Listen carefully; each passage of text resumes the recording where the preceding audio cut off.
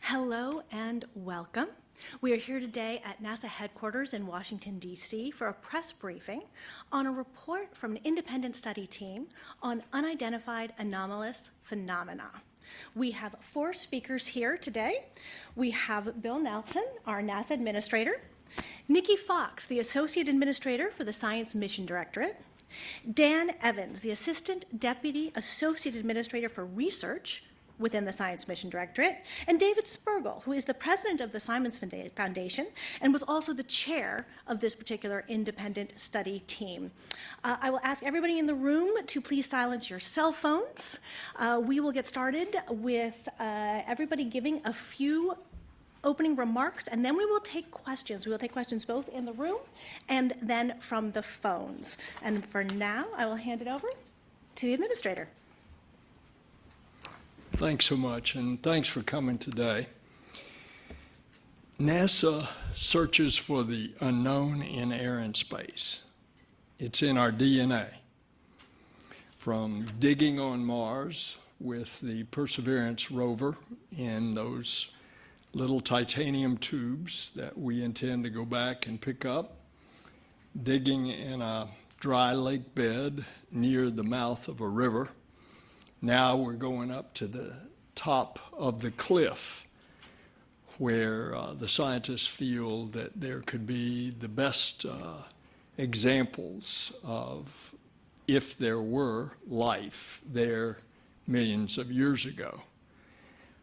Whether we're dealing with Perseverance or the James Webb Space Telescope, which searches for exoplanets with signs of habitability, we are looking for signs of life, past and present.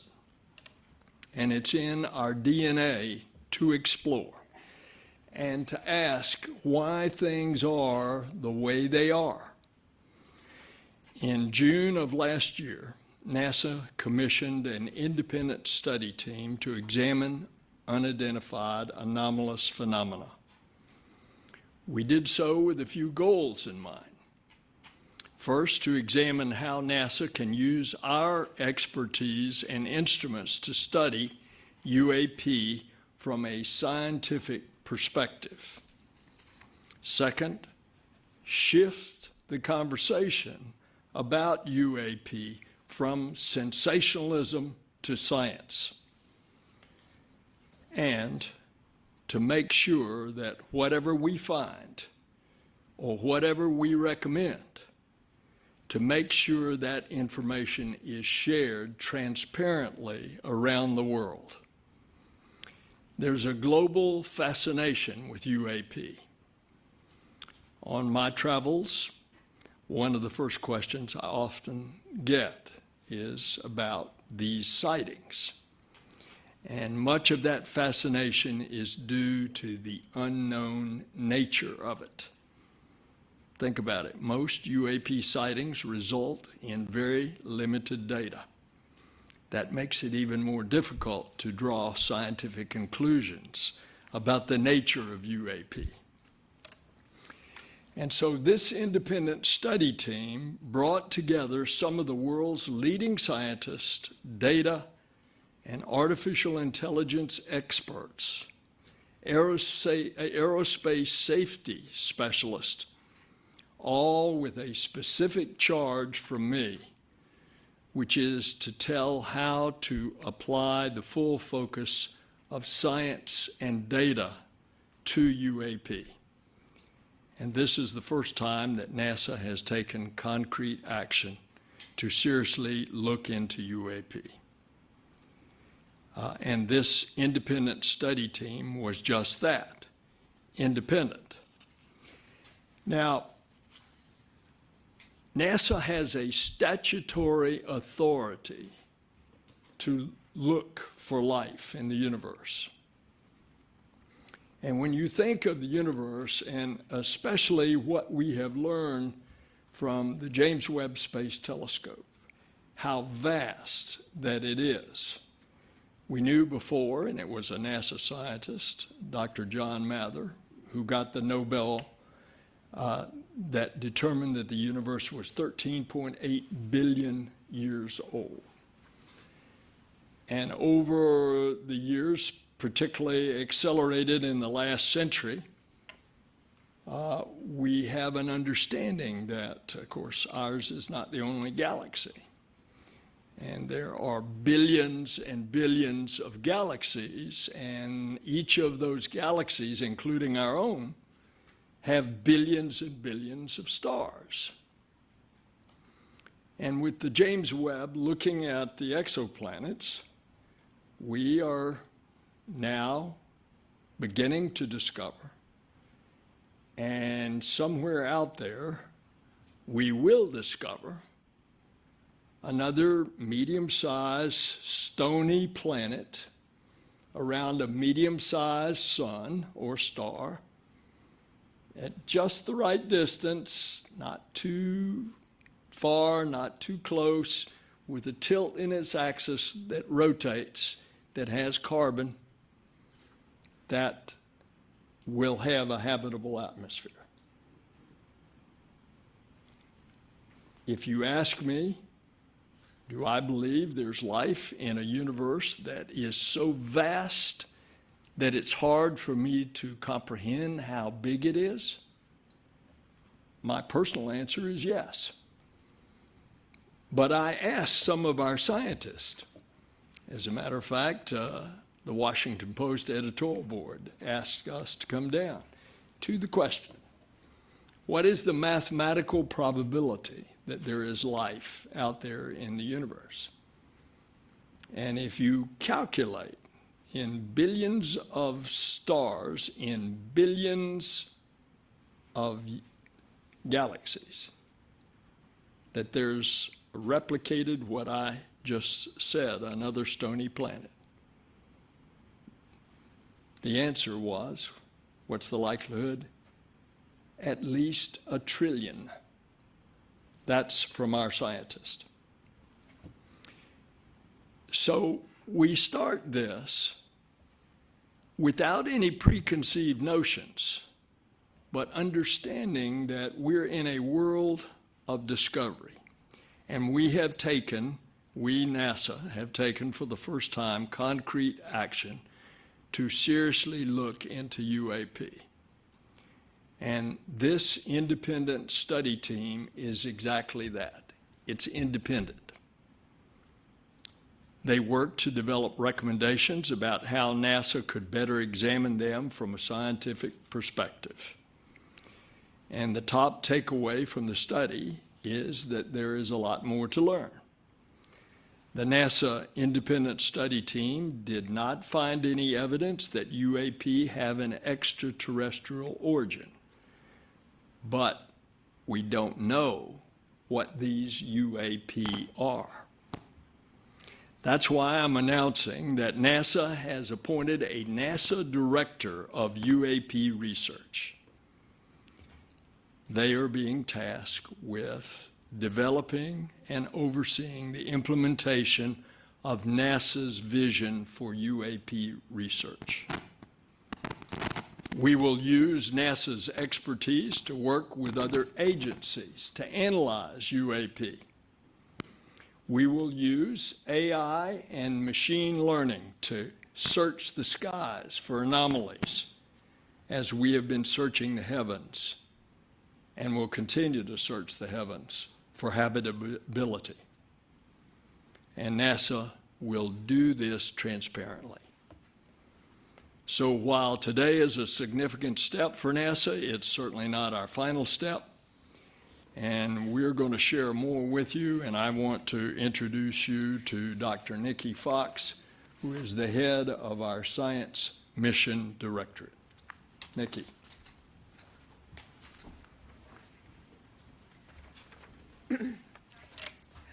Good morning, and thank you so much, Administrator Nelson. It's always tough to follow Bill. He's such a great speaker. But I want to thank the independent study team for their amazing service on the study and for their continued contributions towards the advancement of our nation's understanding of unidentified anomalous phenomena. UAP, as Bill just eloquently said, UAP are one of our planet's greatest mysteries, and it's really due to the limited number of high-quality data that surrounds such incidents and often renders them unidentifiable. While there are numerous eyewitness accounts and visuals associated with UAP, they're not consistent, they're not detailed, and they're not curated observations that can be used to make definitive scientific conclusions about the nature and the origin of UAP. The language of scientists is data, and data points towards a scientific conclusion to what the nature and the origin of UAP could be. That leads us to why we're here today. The independent study team's report is now public, and it can be found at science.nasa.gov/UAP. While NASA is still working to evaluate the report and to assess the independent study team's findings and recommendations, NASA is committed to immediately contributing to the federal government's unified UAP effort, and as you heard, we have appointed a director of UAP research. In their role, they will centralize communications, resources, and data analytical capabilities across the federal government to establish a robust database for the evaluation of any future data. Additionally, our Director of UAP Research will also leverage NASA's expertise in artificial intelligence, machine learning, and space-based observation tools that will support and enhance the broader government initiative into UAP. They will serve as NASA's point of contact for government entities, but especially for the All-Domain Anomaly Resolution Office, or AARO. And this will ensure our coordinated efforts and effective communication channels. Beyond our Director of UAP Research, NASA will also advance citizen reporting by working with the public and commercial pilots to collect a broader set of data to add to the vast data repositories to not only contribute to a broader, more reliable data set for future UAP incidents, but to also contribute to the destigmatization of the important study of UAPs. And with that, it is my great pleasure to hand over to Dr. Dan Evans, who is the NASA official responsible for supporting this amazing study.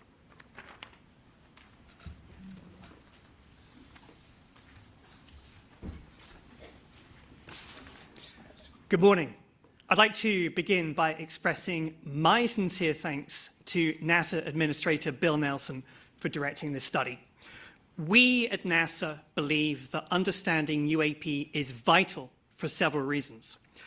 First and foremost, it provides an opportunity for us to expand our understanding of the world around us. At NASA, we are committed to charting the uncharted, so this work aligns with who we are. Secondly, this study aims to enhance situational awareness. The presence of UAP raises serious concerns about the safety of our skies, and it's this nation's obligation to determine whether these phenomena pose any potential risks to airspace safety. Let's not forget that the first A in NASA is aeronautics. So by understanding the nature of UAP, we can ensure that our skies remain a safe space for all. Administrator Nelson directed us to put together an independent and external team of world-leading experts to produce a report containing a roadmap with a series of recommendations that describe how NASA could best help in the cross-government response to UAP. Months of meticulous fact-finding, cross-disciplinary collaboration, and scientific rigor gave the team insights that will greatly enhance our nation's understanding of UAP going forward. The team's report, now available on NASA's website, stands as a testament to NASA's and the team's commitment to transparency, to the power of science, and to the unwavering quest for knowledge. We at NASA believe that studying UAP represents an exciting step forward in our journey to uncover the mysteries of the world around us. By embracing a scientific lens, we have ensured that our work is evidence-based and data-driven. And by valuing transparency and openness, we have aimed to foster trust and collaboration with the public. I'd like to conclude by extending my deepest gratitude to the team for their incredible dedication and service. Their efforts have been instrumental, and I truly appreciate the expertise and commitment that each of them have brought to this endeavor. And with that, I'll pass over to Dr. David Spergel, who chaired our study.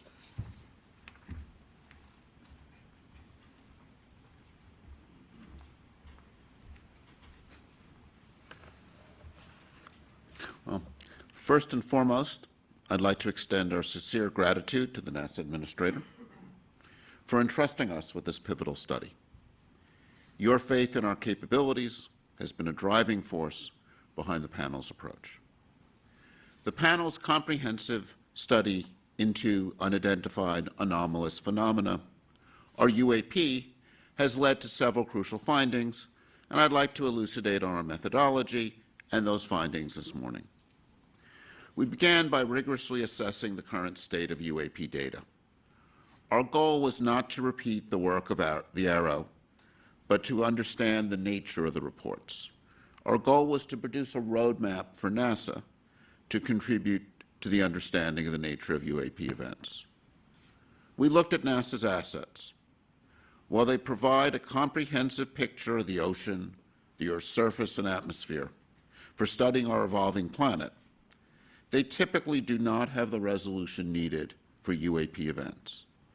However, by providing data on environmental conditions, they can complement other data on UAP.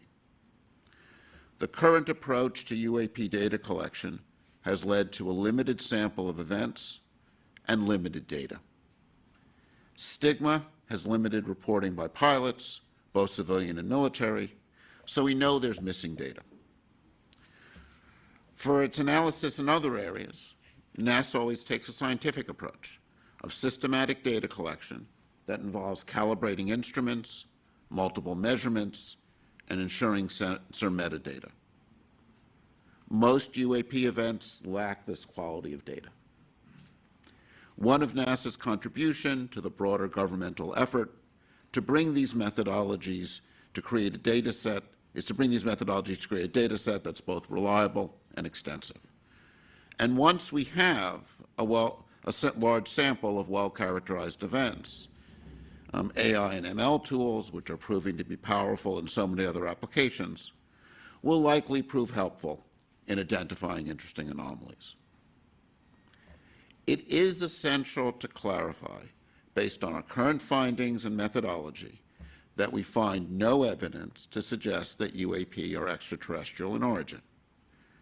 Our focus is on understanding the phenomenon, however, regardless of the source. And previous work from the ARROW has shown that most events are explainable as planes, balloons, drones, weather phenomena, and instrument features. And in any search for interesting anomalies, the first step is to eliminate the chaff of conventional events before moving on to identify novel phenomena. In this, the public's role cannot be overstated.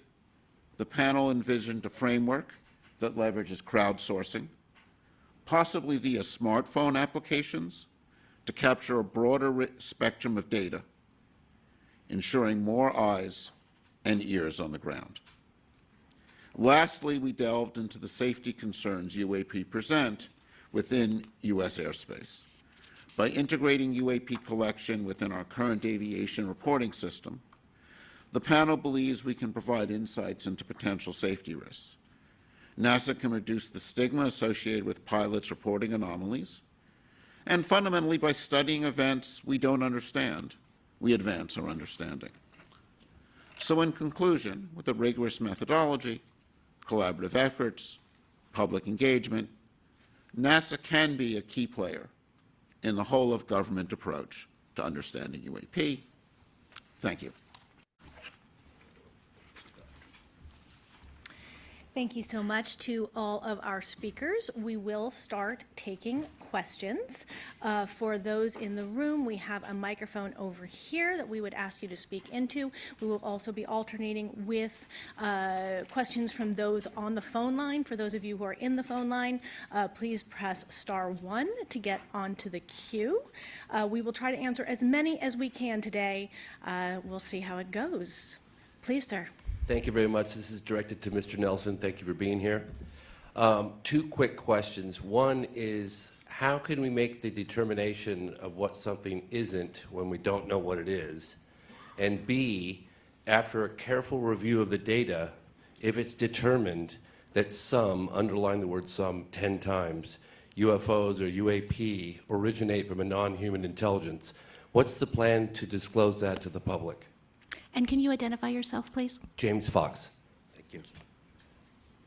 I'm sorry, and what outlet? Independent media. Thank you. Well, let me repeat. It's on. Let me repeat what I said. I think it's important that you hear this word for word. The NASA independent study team did not find any evidence that UAP have an extraterrestrial origin. But we don't know what these UAP are. The mission of NASA is to find out the unknown. I've said several times in my comments here today that we, NASA, deal openly and we will be transparent on this. And we're trying to address the question of there's so much concern that there's something locked up, classified, and that the American government is not being open. Well, we are the American government, and we are open, and we're going to be open about this. We don't, again, I'm going to repeat that statement, but we don't know what these UAP are, but we're going to try to find out. Thank you very much. And is there a plan in place if it is determined that some of them represent or originate from a non-human intelligence to tell the public? Is there a plan, or? If we are what I said we intend to be, which is transparent, you bet your boots. We will say that. And I've tried to set the table for you by telling you what I personally believe in a universe that is so vast that could there be a replication of life on Earth elsewhere in another solar system that is so big? Of course I believe that. The distances, it would have to be a very advanced civilization. The distances, you know, light years, hundreds of light years, billions of light years. But whatever we find, we're going to tell you. Thank you very much. Great, and we'll move on to the next question. Please do identify yourself. Thanks. This is Joey Roulette from Reuters. Question for Bill Nelson or any of the other panelists. So you've appointed a director of UAP research. Have you named someone to that role? And what kind of investment are you considering making in this? Is this going to be a new program office? Have you thought of funding figures, et cetera? Thanks. Yes, we have. We've already appointed the person. They've been working there for a while now. Like during the study to help be a point of contact. And any budget discussions, of course, are part of a very intricate federal budget request, and so they're not something that we discuss openly, but we will certainly look at what resources need to be allocated. Can you name the official who's in We that will role? not give his name out, no. Okay, thanks. Thank you. We'll take another one from in the room. Hello, Dan Rivers from British broadcaster ITV News. I heard the word stigma mentioned several times, that you want to remove the stigma. Is your message to pilots and other people that this is no longer the preserve of cranks and that you won't be laughed at and that you will take them seriously? Is that the takeaway? That is exactly the message. I mean, at NASA, we're scientists. We love data. We love all data. And if there is something that needs to be reported, and we want people to be able to feel that they can report that. We spoke in the open hearing that we had here just a few months ago. Dan, remind me when it was? May 31st. May 31st. And we actually talked then about we wanted to remove the stigma, and we also did not tolerate any of the abuse that some of our members of the panel were receiving, particularly on social media, for doing this really important scientific study. So absolutely, we want pilots, and both, as Bill said, both private pilots, commercial pilots, military pilots, to feel that if they see something, they need to report it. I want to say, and I want to repeat the way I said it, we want to shift the conversation about UAPs from sensationalism to science. I think of this in terms of the signs we see around for security, which say, if you see something, say something. I think in this context, we would summarize it as, if you see something, collect high-quality data on it, because then we can learn. If I may, I just noticed in the report the Go Fast incident was one that was picked out, and that had been held up as an example of a very credible sighting that you seem to be pouring doubt on. Can you just talk to that? I mean, we looked at that as one example, and I think this is something that Arrow has actually done a very good job of going through the events. And most events are going to turn out, even if there are some events that in the end turn out to be something novel, most events are going to turn out to be conventional things, balloons, airplanes, and so on. I think of the process of discovery of anomalies as looking for a needle in a haystack. And if you want to find a needle in a haystack, you've got two choices. Either you know exactly what the needle looks like, and you design a very good filter to look for the needle. It's called match filtering in sort of AI work, machine learning, signal processing. Or you don't know what you're looking for. And with anomalies, that's really the case we're in. We're looking for things we don't understand. So if you want to find something strange in a haystack, you better know exactly what hay looks like. And you better be able to characterize that really well. And that's why in a process like this, and this is something that I think we bring to this as we look for anomalies, is you need to know what typical regular things look like under all conditions. You need to know what balloons look like when pilots see them, so under unusual conditions, so that you can eliminate those events.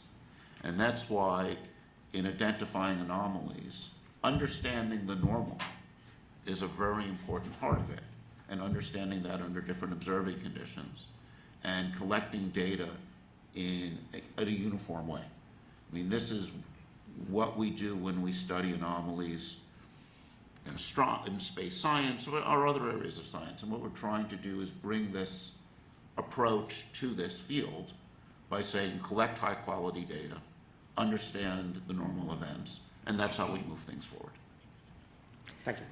We'll move on to the next question, please.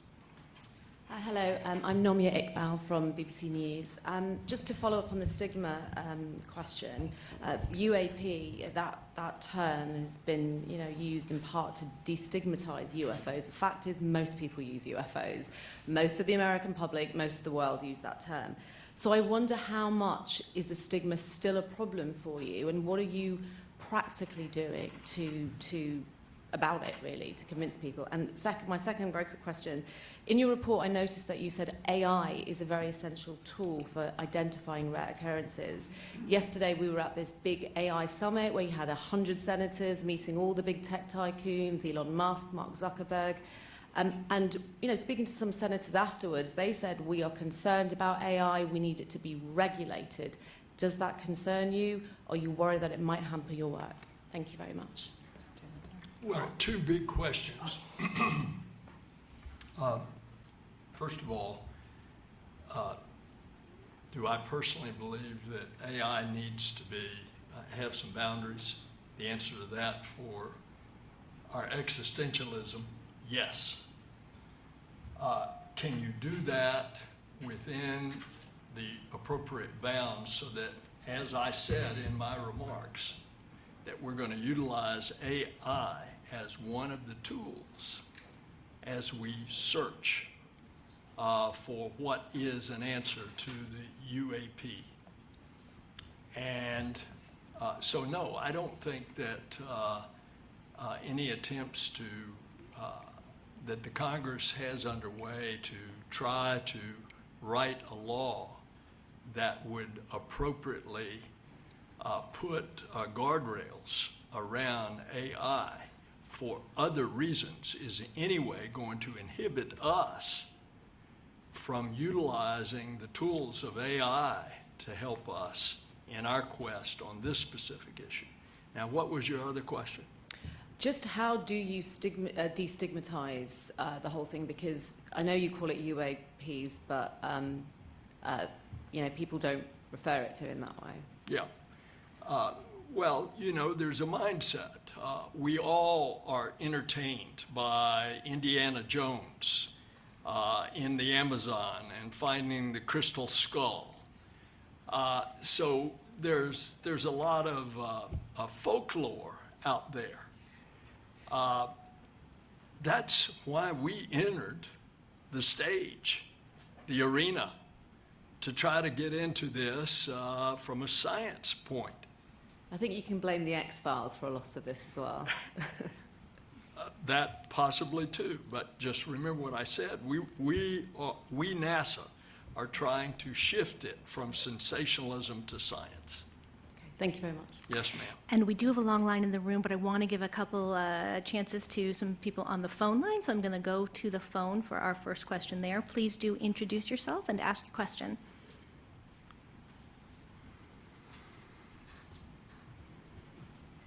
The phone, can you hear me? Our first question is from Marcia Dunn with the Associated Press. Your line is open. Yes, hi, Marcia Dunn, AP.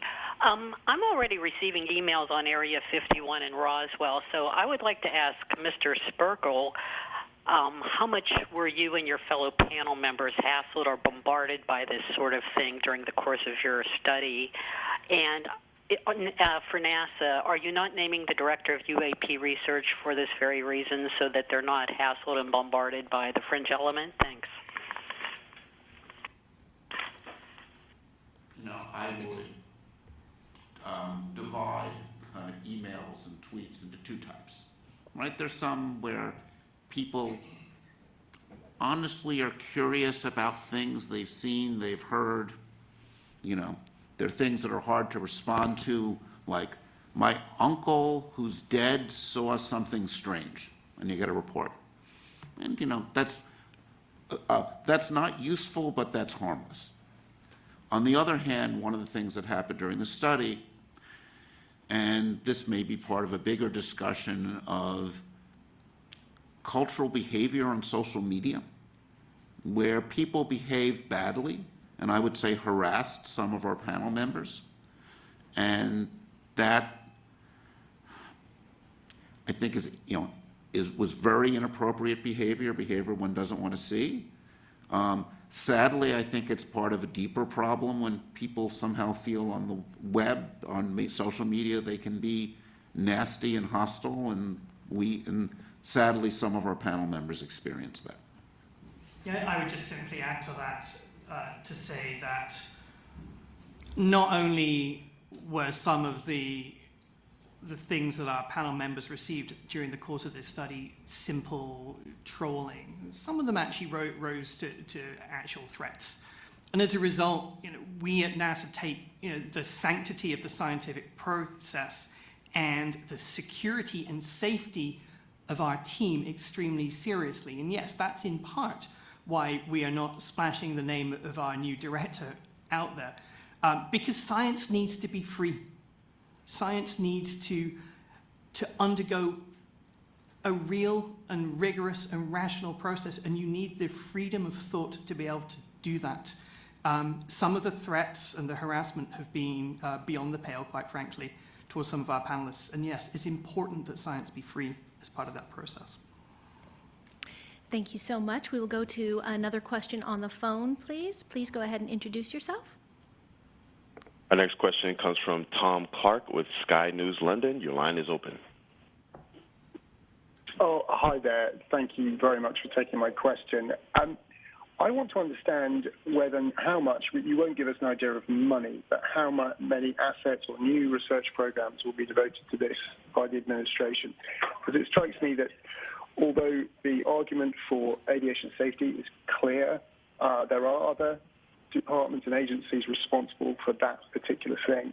And as the report concludes, the likelihood of there being extraterrestrial explanations or truly scientific explanations for many of these phenomena is very, very small. Shouldn't NASA devote its research budgets and its efforts to those much more likely and tangible signs of extraterrestrial life through things like the James Webb Space Telescope or extrasolar planets detection? Yeah, thank you for the question. So yes, obviously we don't discuss budget openly, but we are committed to supporting the whole of government study into UAP. All of our data are open.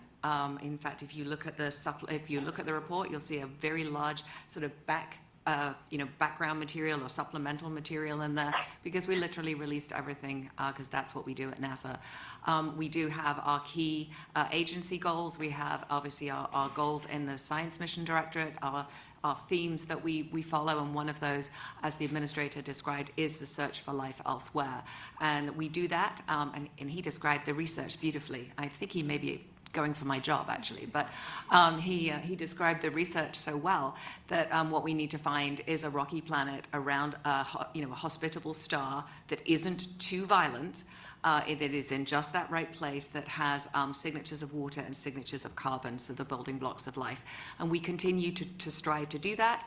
We do that with the James Webb Telescope. We'll be doing that when we launch the Nancy Grace Roman Telescope, that even has a coronagraph around it to block out the light of the neighboring stars and really let us look at those possible planets. And then beyond that, the next big telescope recommended by the Astrophysics Decadal is the Habitable Worlds Observatory, actually a mission designed to look for hospitable and find like Earth 2.0 in another stellar system. And so they really are in the forefront of our goals at NASA. So thanks so much for the question.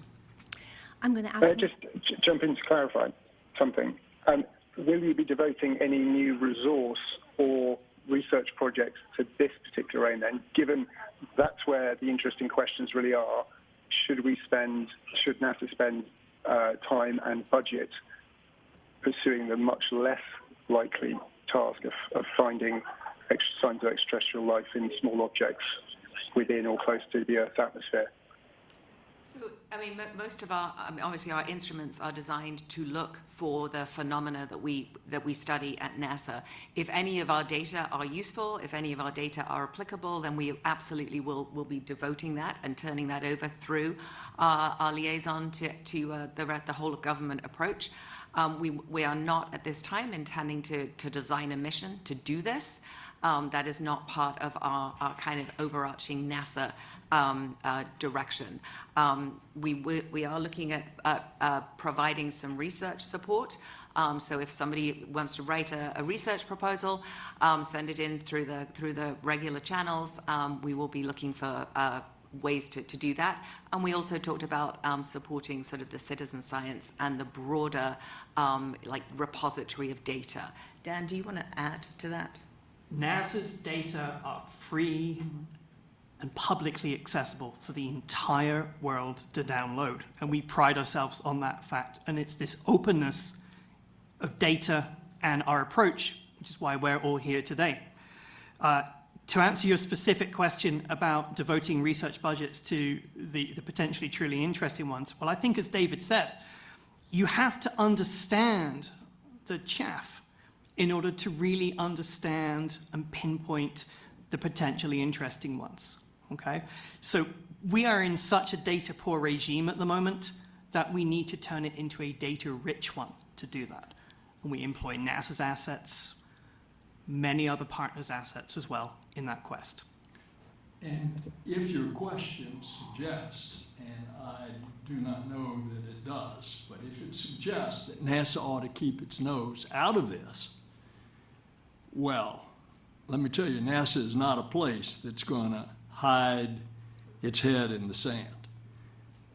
Now, is there interest in this phenomenon in other agencies?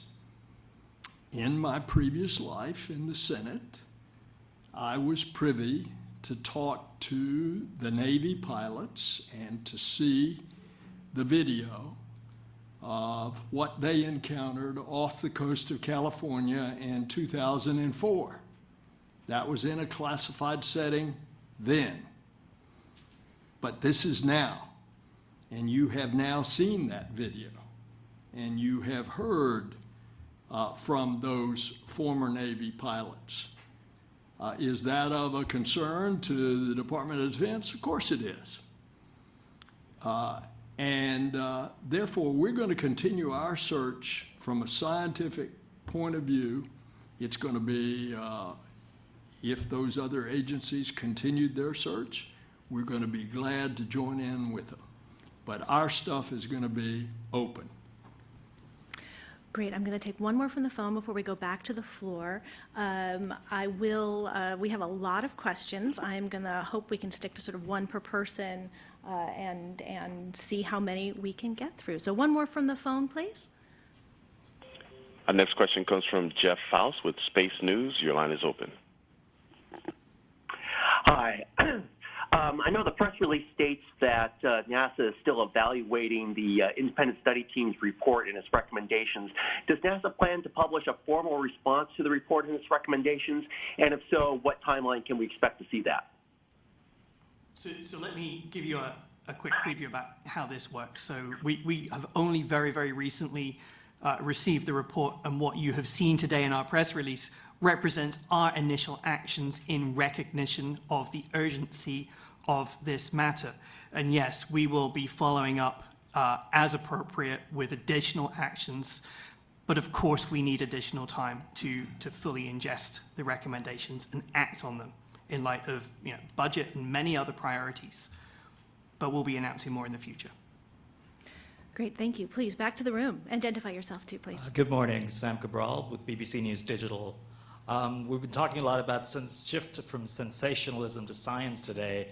Has NASA been in touch with the Mexican authorities about the rather sensational revelations earlier this week of 2 allegedly non-human corpses? And what, if any, importance do you attach to these discoveries?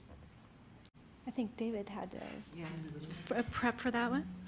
Well, this is something that I know I've only seen on Twitter. So it's, when you have unusual things, you want to make data public. I think of this as like NASA has one of the most valuable samples from outer space, lunar rocks. What do? We make them available to any scientists who want to work on this. We don't know the nature of those samples that were shown in front of them. If I was the Mexican government, I would are making recommendations to the Mexican government. That's not our charge here. We're doing this for NASA. My recommendation was, if you have something strange, make samples available to the world scientific community, and we'll see what's there. I'll just add that one of the main goals of what we're trying to do here today is to move conjecture and conspiracy towards science and sanity, and you do that with data, as David says. And that's the whole purpose of this study and this roadmap. Thank you. Thank you. Hi, Brandy Vincent from Defense Scoop. Thank you all for doing this. I actually have 2 lines of questions, if it's okay. First, for Ms. Fox, what's the timeline and immediate actions that NASA is pursuing specifically with ARROW now that the report has been completed? And what mechanisms are NASA and DoD really using to share information and collaborate securely? And do you see more coming? And then separately, for Mr. Spergel, I noticed in the final report a lot of the images and media that were added were from DoD, snapshots that we'd previously seen from DoD data, not much from FAA, if anything, not from other agencies. Can you speak to why that is, and what all you used beyond DoD to inform your report? Dr. Fox, Dr. Spergel, I'll pass it to you guys. Sure. So, yes, our immediate actions, I think there was such a lot in those questions. So the immediate actions, we've established our director of UAP research. They're working across the whole of government. They're working very closely with AARO. They are the sort of central point for all of the collaboration. I'm not sure what else you asked, I'm sorry. What mechanisms are you using to share data and information with the Defense Department? All mechanisms available to us. As Dan eloquently said, all of our data are open and public. So actually, I mean, we share everything with everybody, so everybody can access our NASA data. I mean, do you have like a specific repository or mechanism or channel specifically with DoD where you're sharing information? Can you just expand a little on how AARO and DoD are working? So AARO and NASA are working so deeply to share things. Sure. Do you want to take that? Yeah, sure. I'm happy to handle that. Yeah. So as Nikki beautifully said, all of NASA's data is open and accessible to the public. If DoD on a specific instance need to tap our expertise, then there are obviously secure ways of doing that, and we've done that by appointing our liaison officer. And yes, we know how to talk to DoD in a classified space. But again, most of what we do is unclassified, and for good reason. And the answer is actually straightforward, that AARO is the lead agency in the government. So FAA reported events go to AARO. Mm-hmm. So they're the central collection agency, and that actually, if you go to the AARO site, they have a pretty complete list of things they've analyzed and are trying to make public. Though with AARO, and this is just something I think is worth repeating in the context of looking at images that come from military satellites and intelligence community. It's important to remember that images taken by military instruments are classified, not because of what's in the image, but because of the nature of the measuring instrument. And I think this is one of the unique things that NASA brings here, is NASA is about openness and transparency. When NASA makes measurements, NASA has across all of it does, this program of making its data open and available. And of course, because it's not making measurements with classified instruments, that enables it to do this. And that one of the things that NASA brings to this space. Thank you. And just a really quick clarification, because I think it's important. The NASA AARO liaison, is that official the same as your new UAP head of research? Yes. Okay. Thank you. All right, one more in the room before we go back to the phones for a couple. Thank you. My name is Jacob Jensen. I work for a Danish newspaper called Berlingske. My question is for Mr. Nelson. You said at the beginning of the meeting that that NASA will be transparent. Well, a month and a half ago, Mr. David Grush said under oath in Congress that the U.S. government is in possession of UAPs and extraterrestrial life. How can you be sure at NASA that other parts of the U.S. government is being transparent? I don't speak for other parts of the government, but I can tell you NASA, which I speak for, is open and transparent with our data. Do you believe what Mr. David Grush said, or is he lying? You would want me to give a personal opinion? Yes, please. Of what he said.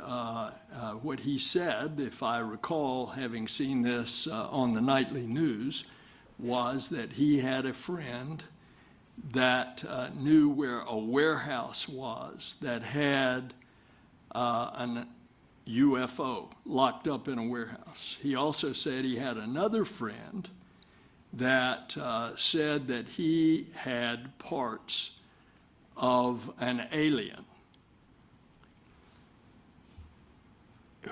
Whatever he said, where's the evidence? Is my response. Excuse me. He also said that he did interview over 40 employees at the Pentagon.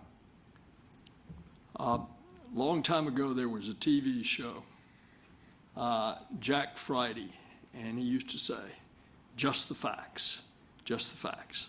Show me the evidence. Thank you, sir.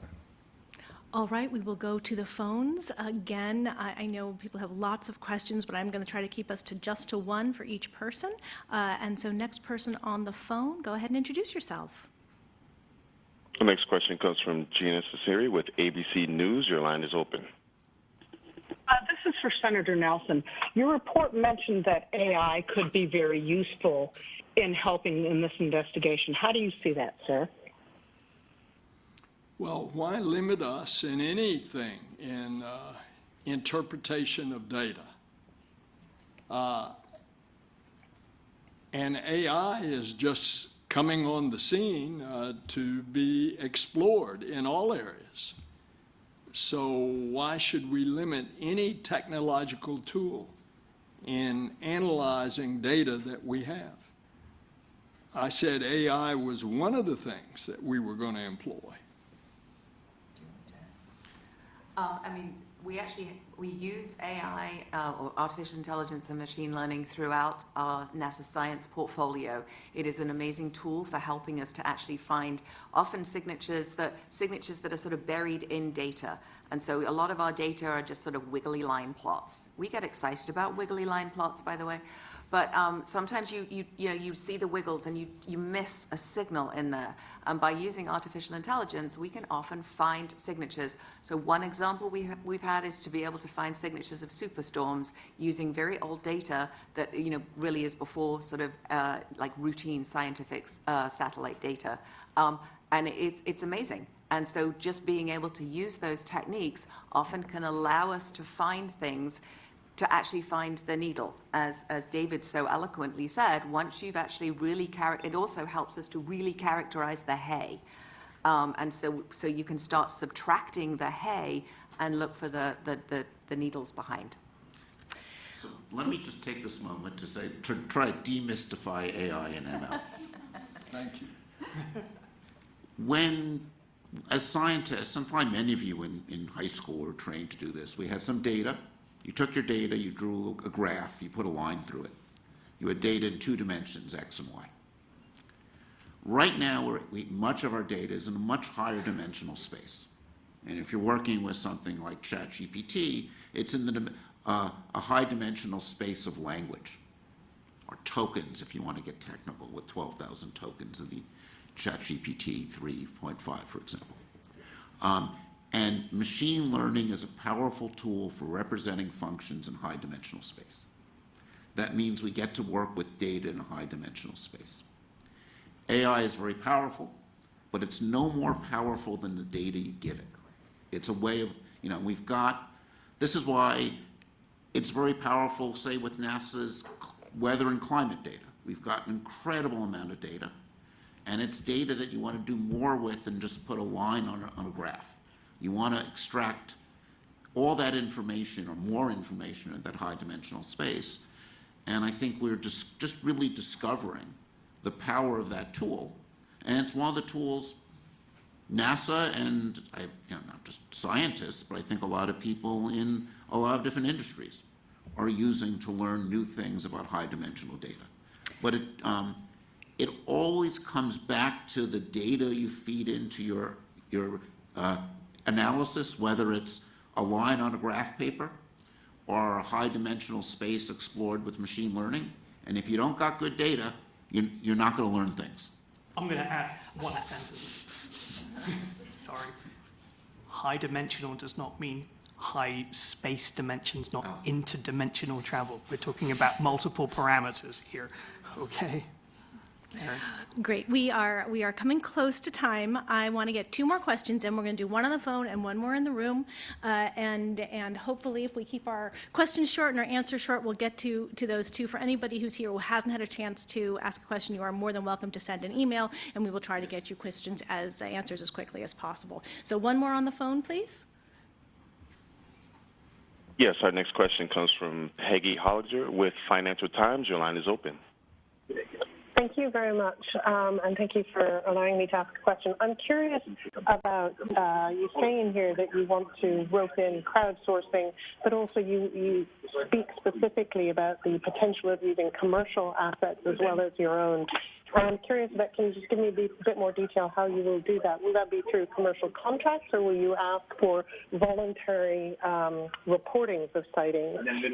And also, I think that's when you talk a lot about the importance of sensor, I'm going to use the word harmonization, because there's no kind of harmonization between the way the sensors work. Presumably that would be the same for the use of commercial assets. You know, how does that use of commercial assets and crowdsourcing square with the sensor harmonization that you talk about? And who's going to pay for all this? Thank you. So let me just say a little bit about crowdsourcing. Much of what we have in mind is taking advantage of the fact that there's several billion of these floating around, right? And they take, I'm holding up a cell phone for those on the radio. They take wonderful, high-quality images, have high-quality metadata, record local magnetic field, sound, gravitational field. There's a wealth of data that a cell phone takes, and you can imagine designing apps that make the images relatively tamper-free. You can at least make it hard to do. And I think if we have a collection where interesting events are collected by citizens, hosted, and you have multiple images of the same event, we will be able to learn a lot. And, you know, one of the things NASA supports is citizen science. And I think that the idea that if you see something you don't understand, collect data, we aggregate the data and we learn from it, is important in this context, and just, I think, in some ways, an opportunity to engage the broader public in doing science. Great. Our last question, please, from the floor. Thank you all for doing this. Joe Khalil with News Nation. My first question is, you've described harassment of some of the panelists. While that is horrible and never a good thing, it does sort of come with the nature of public officials. You know, Mr. Nelson, as a senator, lawmakers get that kind of thing all the time. Is that the justification for keeping this new position, Director of UAP Research, private? Do you plan on doing that forever? Is that a temporary thing? Because it seems to cut against the dedication to being open and transparent if this person forever is not going to be revealed, their identity, who they are. Yeah, okay, so at the time, yes, we are withholding that name. Let's not forget that we've only just received this report. And what we need to do now as an agency is come together and provide a cohesive and coherent response to it that addresses multiple findings and recommendations, okay? We're only announcing initial actions today. Will that person's name be disclosed, to answer your specific question? Potentially, yes. But again, we need to ensure that the scientific process and method is free, okay? That's my response. Thank you. And just lastly, the report says that you relied on unclassified material. You've given a very understandable description for why the DoD classifies certain images and videos. Why did you all not have access to classified material, and could you have, done that? I have. So just understand that. Let the committee speak for themselves. So one of the reasons that we restricted ourselves, this study, to unclassified data is because we can speak openly about it. And in so doing, we're aiming, again, to alter the discourse from sensationalism to science, as Administrator Nelson beautifully said. NASA personnel, as appropriate, know how to talk to DoD on a classified basis, but the purpose of this study was to tell us what open data we could use in combination with the power of science to move our understanding forward. Okay? That was the purpose, and we're speaking about it openly today. And so one of the And challenges you I'm talked afraid we do have to wrap up. We are at time. So thank you, everybody, for being here today. Again, for those people who were not able to get questions, I do apologize for not doing it in the room. However, please send an email based on our press release. You will have information to access, and we will try to get you the answers we can. And with that, we're concluding today's press briefing, and thank you very much for being here.